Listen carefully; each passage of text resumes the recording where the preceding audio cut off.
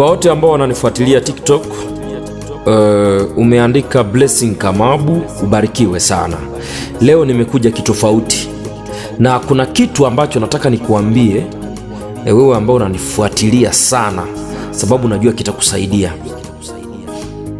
lakini ni jambo la kiroho. Kama wewe si kiroho hautanielewa, lakini kama uko kiroho utanielewa. Zaidi sana ni kwa mtu ambaye amemuombea ndugu yake, kwa mtu ambaye anamtakia mema rafiki yake, kwa mtu ambaye una ndugu yako ameugua, amelazwa kitandani, unamuombea Mungu amsaidie. Nataka nikuambie hivi, sometime kuna watu ambao hawatakiwi kuombewa. Unielewe vizuri, kuna watu ambao hawatakiwi kuombewa. Unawaacha tu, waache hospitalini, waache watibiwe na madaktari, usiwaombee.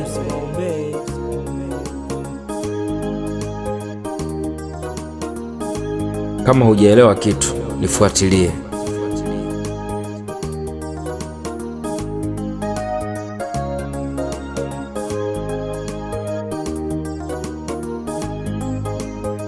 Kwa nini usimuombee mtu ambaye amelazwa hospitalini, mtu ambaye amepatwa na matatizo? Kwa nini usimuombee?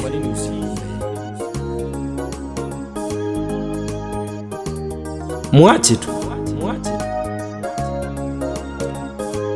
ila sio wote.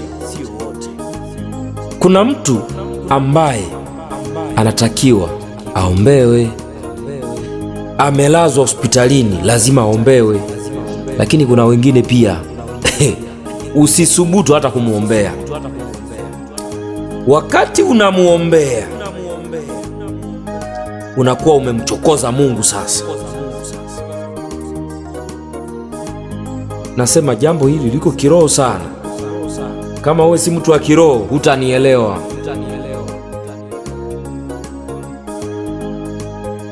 Unamuombea mtu ambaye amefanya dhambi, ambaye ni mtenda dhambi kabisa, anamchukiza Mungu, amelazwa hospitalini, yeye yuko sawa tu, hajali hata maombi. Watu kama hao hawaombi hata wakilazwa, wanaona tu magonjwa kawaida. Ni mtenda dhambi. Unaposubutu kumuombea, ndo siku matatizo yake yanaongezeka. Sasa ugonjwa wake unapanda kama ni pressure. Muache hivyo hivyo. Unajua kwa nini? Huyo Mungu amemsahau, ameshamkasirisha Mungu. Mungu amemsahau. Kwanza Mungu hataki hata kumuona.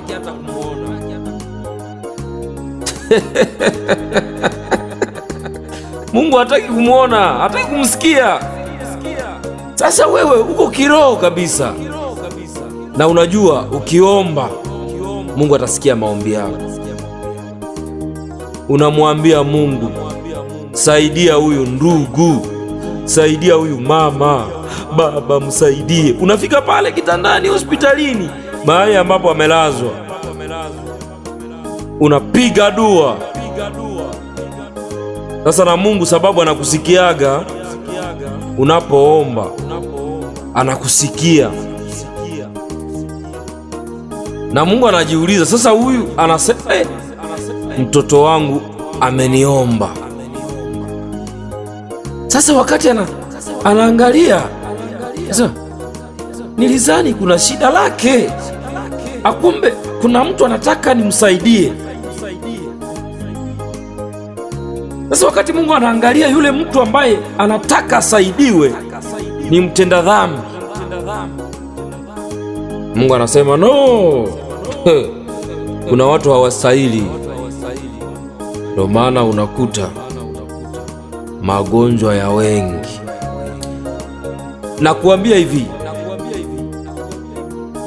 ukiangalia vizuri na ukisikia vizuri, wagonjwa wakitembelewa na mapasta, wagonjwa wakitembelewa na watu wa maombi, wamepiga dua pale hospitalini, kiisha masaa, kiisha siku 1, 2, 3, nasikia huyo mtu amefariki. Unajua kwa nini? Walimchokoza Mungu. Sio wote wanaostahili maombi watapona tu bila maombi. Ama watapona ama watakufa, sababu ni watenda dhambi. Unadhani Mungu wache tu, wache hata kuwaombea? Wakati unaombea ndio wakati unakumbusha Mungu dhambi zake. Sasa unamkumbusha Mungu dhambi za yule mtu, unamkumbusha Mungu muache huyo, muache, acha kumwombea, acha kumwombea. Unamchokoza Mungu, sababu huyo mtu si mzuri kwa Mungu. Ili Mungu asikie maombi, ni yule mtu lazima aombe toba kwanza kwa dhambi zake, aombe toba yeye mwenyewe, sio wewe utakayemwombea toba bana. Muache. Kama hataki kuomba toba, muache hospitalini, muache kabisa hivyo hivyo. Kama atakufa, muache afe. Sio maombi yako ndio itamponya. Sijui unanielewa? Nataka unielewe tu, nataka unielewe. Nimekuja kitofauti leo. Kama wewe ukifika, kitu ambacho nataka nikuambie, fika hospitalini, mweleweshe wokovu. Kama masikio yake imekufa, mwache. Lakini kama masikio yake iko sahihi, iko vizuri, mweleweshe toba. Kabla ya kumwombea, mwambie kama yuko sawa, omba, mimi nakuruhusu omba. Lakini kama hayuko sawa, na kama unamjua, kama umejua magonjwa yake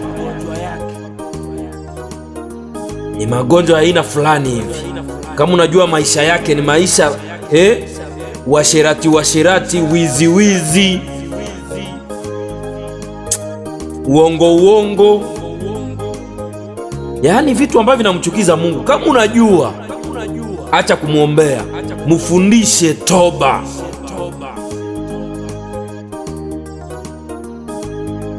Na maombi ambayo utamwombea iendane na somo ambayo umemfundisha. Sio kwenda huko, Mungu mponye huyu, Mungu mponye huyu.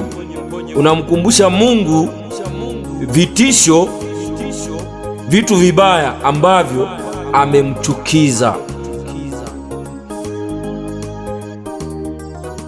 Sasa utaacha huyo anakufa, wewe ndo utaacha, wewe ndo utasababisha, wewe utaleta sababu kabisa.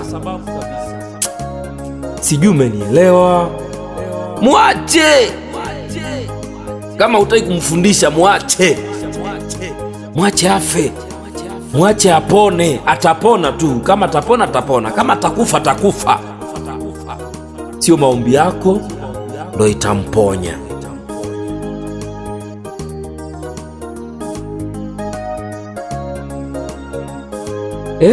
Kuna watu najua wataandika message, wewe acha uongo wewe. Mimi nakuambia, umeombea wangapi wamepona? Haujaomba. Uponyaji hautoki katika maombi yako. Soma Biblia, soma. Maombi ya mwenye dhambi ni kelele.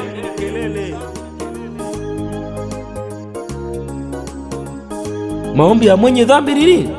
Ni kelele. Na ukiombea mwenye dhambi kama hajatubu, hakuna kitu ambacho Mungu atakisikia. Mfundishe kwanza toba. Kama hajui toba, mfundishe atubu kwa Mungu, ndo muombee.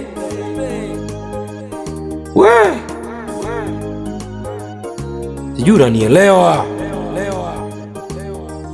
Wache. Nashukuru sana Boss Kasereka Mulyangazu kwa kuendelea kusapoti injili katika muji wa Butembo, katika muji wa Beni, katika muji wa Bunia, muji wa Kisangani, muji wa Lubumbashi, muji wa Goma, muji mkubwa wa Kishasa. Casse Gold toujours. Tununue pikipiki, bajaji na zile bajaji za kuchukua vitu. Kwa Kifaransa tunaziita triporteur. Namba iko hapa. Ubarikiwe. Tutaendelea na somo yetu nzuri, na kuna mambo mazuri tumekuandalia yanakuja. Niite Injilisti Blessing. Tuinunue sote Casse Gold, pikipiki bora Casse Gold, triporteur ya muzuri, Casse Gold, bajaji ya bien, Casse Gold, moto ya bien, Casse Gold, boda boda ya muzuri, Casse Gold, moto deka ya bien, Casse Gold, moto polisi ya bien, Casse Gold, Casse Gold, Casse Gold, the best quality.